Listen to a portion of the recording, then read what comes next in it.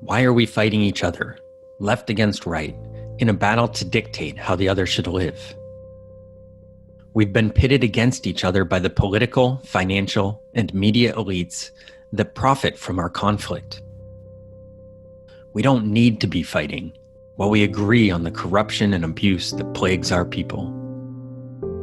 Our preferences differ in our lifestyles, social policy, and how we want to organize our communities, but we agree on common solutions.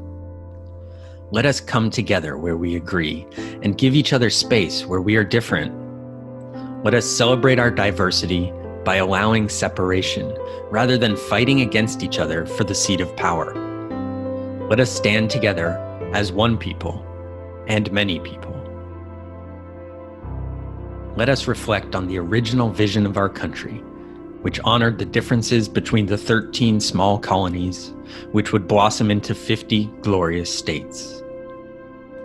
We live in an age where we no longer need to compromise with one another on our differences, be they intellectual, emotional, moral, social, or political, differences that only continue to diverge. We have demonstrated our preferences by the big sword, already seeking out the communities which we desire. Standing together, we still benefit from the shared military, trade, economic, and insurance benefits of our size and scale. But we need not be limited in the satisfaction of our social, political, and aesthetic preferences. The solution is simple for the people, though rather painful for the politicians, bankers, and media who stand in our way. The solution? Restore the intent of the Constitution.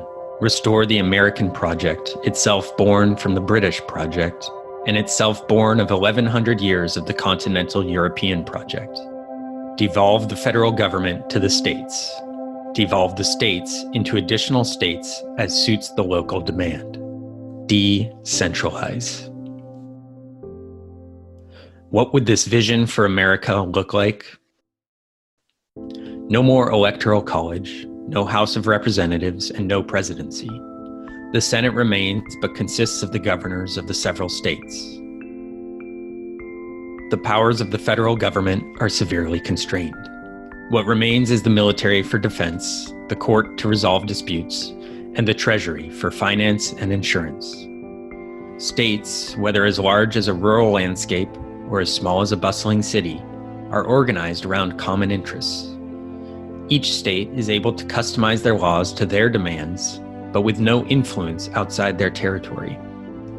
And while each pursues their own social preferences, each also bears their own social costs. People will continue to move according to their preferences.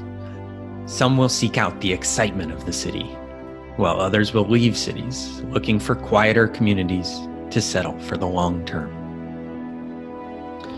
Most likely, this leads to a small number of dense city-states, dedicated to novelty, self-expression, and openness, and a number of larger, sparsely populated territorial states, dedicated to families, trust, and tradition.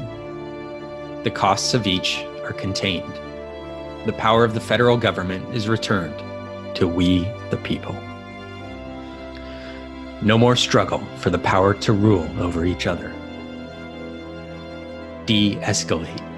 Reduce tensions by restoring freedom of association and returning power to the local level. De-monopolize. Remove the role of the federal government to impose its will on states and local communities, instead creating a wide market of different groups for people to choose from. De-politicize. End judicial activism, arbitrary legislation, and the political battle of rallying a majority to defeat your opponents. De-propagandize. Bring an end to the manufacture of pseudoscience, lies, fake news, and propaganda which pollute our informational ecosystem. De-financialize. End the current financial and banking system which parasitically extracts wealth, thus freeing up capital for the average American to more easily buy a home, start a business, or contribute productively to society. This is revolutionary, but this is possible. We have the moral authority. We have the solutions.